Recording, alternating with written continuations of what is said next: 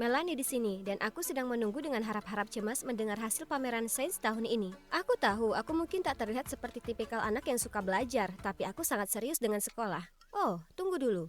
Pemenang pameran sains sekolah West High 2023 adalah Harry Silver. Itu artinya pemenang kedua adalah Melanie D'Angelo.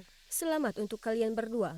Silakan naik ke panggung untuk menerima penghargaan. Astaga, aku tak percaya aku nomor 2 darinya lagi. Kita selalu bergantian tukar posisi pertama dan kedua di setiap papan peringkat sejak kami masih kecil.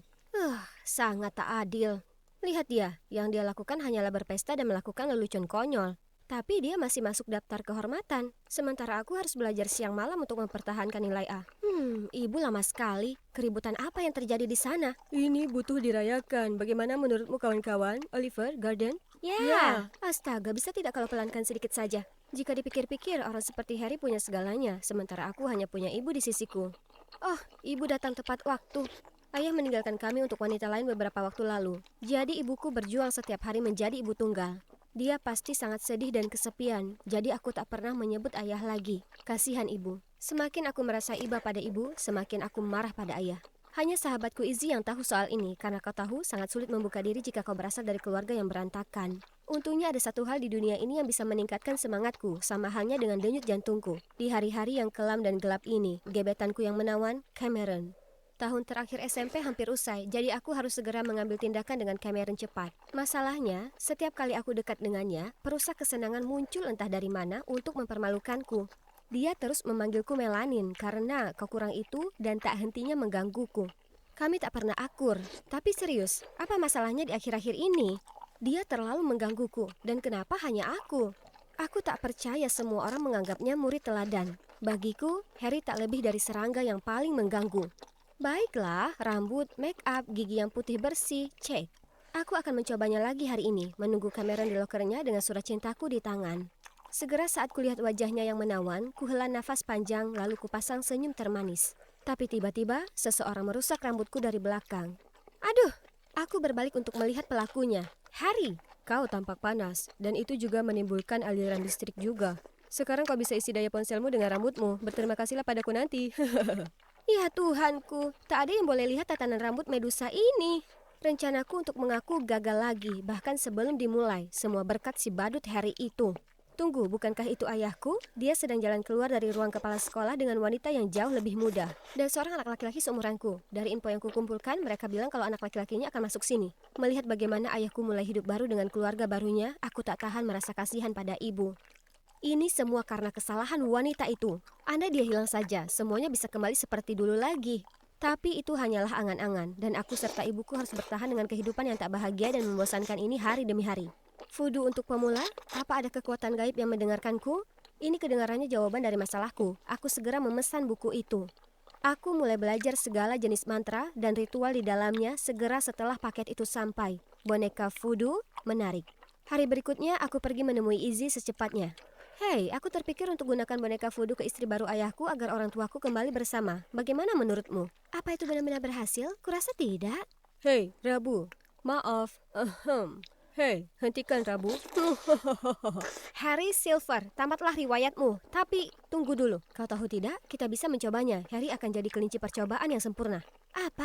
Dia? Dia hanya bersenang-senang sendiri. Bagaimana kalau Fudu itu benar-benar bekerja? Harry tak pantas menerimanya. Ya, kurasa tidak. Kalau begitu mari kita buat boneka untuk bocah laki-laki kita. Membuat boneka itu mudah, tapi yang sulit itu mendapatkan rambut subjekku. Dan pastinya aku tak akan dekati Harry secara fisik. Bahkan jika ada orang membayarku. Jadi, kupakai papan Ouija.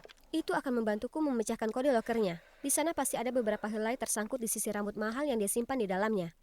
Tapi tak satu pun kombinasi itu berhasil. Ini sudah yang ke-10 kalinya. Bagaimana dengan ini? Mari kita lakukan. Tapi hanya ada buku-buku di dalamnya. Membosankan. Kalau begitu, ruang ganti tim. Aku pasti akan temukan sesuatu di seragamnya. Mari kita lihat. Harry Silver, ini dia. Aha, dapat.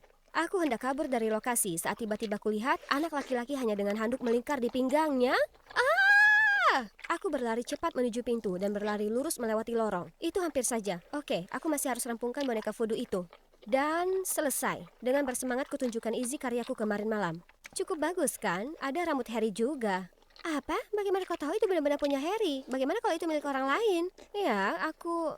Hei, apa kalian dengar ada orang mesum bermata panda menyelinap di sekitar ruang ganti cowok kemarin? Pergilah! Tapi jangan khawatir, mulai hari ini kita akan gantian jaga pintu masuk untuk menangkapnya. Oh, sungguh kebetulan. Kau cocok dengan deskripsi pelakunya, Melanin. Tapi pasti kau bukan orang mesum itu, kan? Aku sangat marah. Kurasakan asap keluar dari telingaku. Kuharap tatapanku bisa membunuh anak manja itu. Mel, kau meremas lengan boneka itu. Itu akan putus. Waduh, salahku.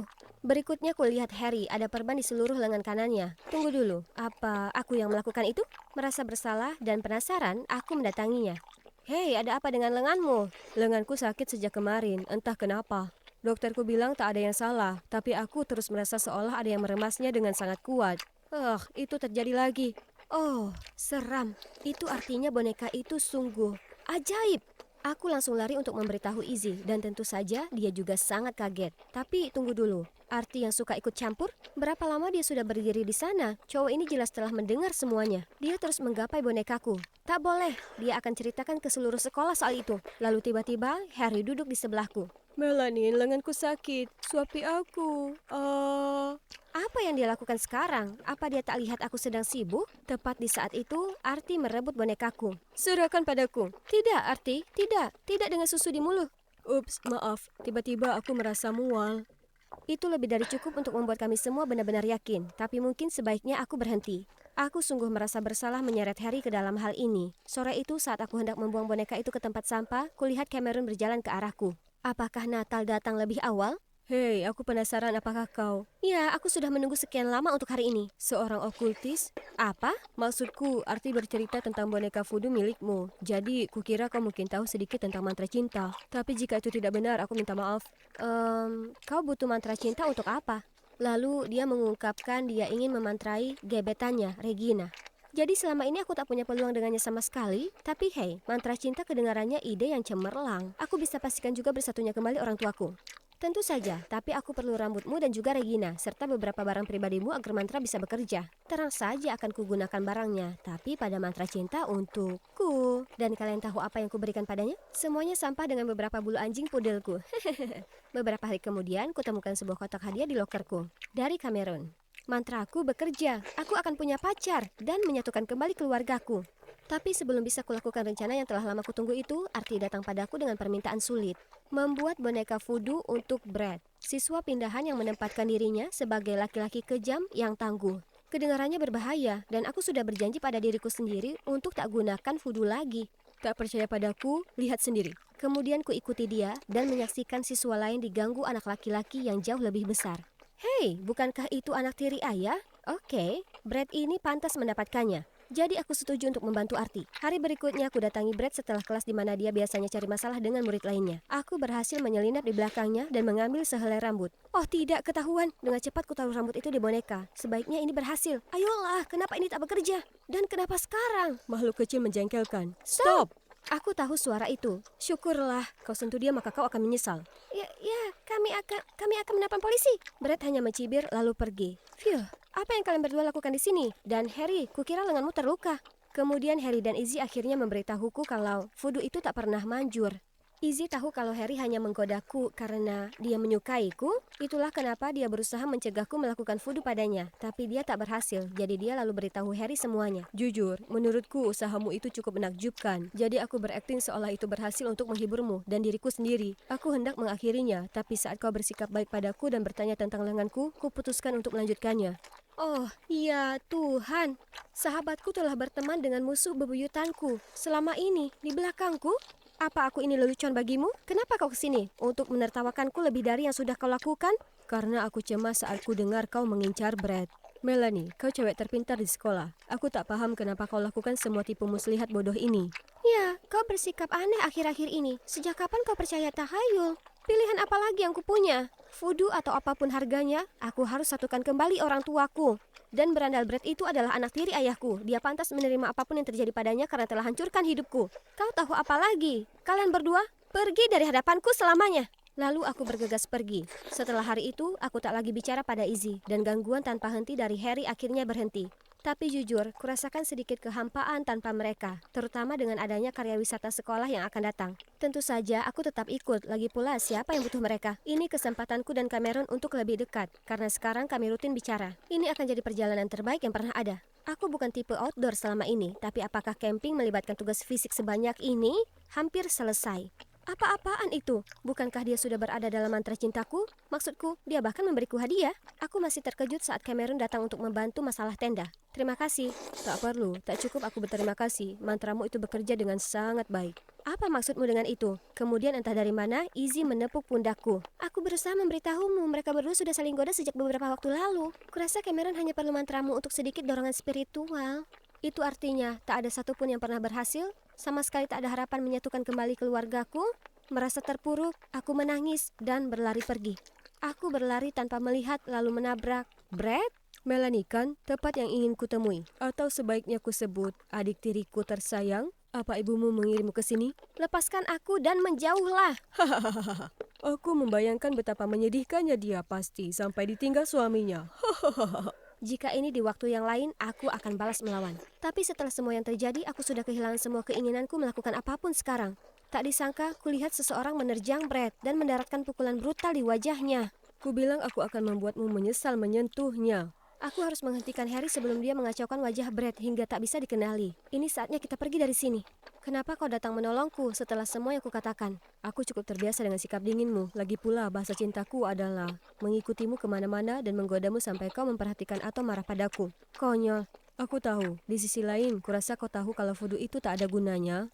Iya, jadi aku terpikir mantra cinta untuk membuat orang tuaku kembali bersatu. Lalu keluargaku akan menjadi utuh dan bahagia lagi. Tapi sekarang aku tahu, tak ada yang namanya sihir. Kenapa tidak? Sihir itu nyata dan berada dalam dirimu, dan itu disebut memaafkan.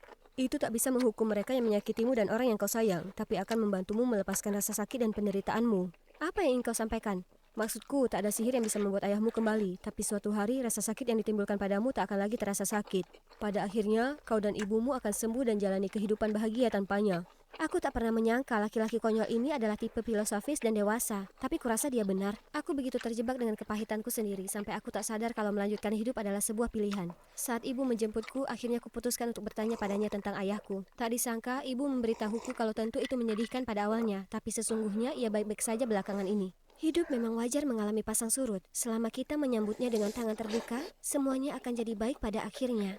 Lagi pula, ayahmu akan memiliki kehidupan yang ia inginkan, sementara kita melanjutkan hidup kita. Ternyata aku adalah satu-satunya yang mengejar masa lalu selama ini, padahal apa yang sebenarnya aku butuhkan adalah ketenangan. Kata-kata ibu sudah lebih dari cukup untuk mengakhiri masa sulit ini. Tahun terakhirku sebagai murid SMA cukup mengesankan. Brad tak lagi jadi masalah semenjak dia mencicipi kepalan tangan Harry. Apa sudah kuberitahu kalau kami jadi trio sahabat? Paling tidak untuk saat ini. Harry tak pernah hentikan kejahilannya, namun alih-alih merasa jengkel seperti sebelumnya, kurasa dia malah sangat menggemaskan dan menawan. Oh, cium saja sudah. Izzy,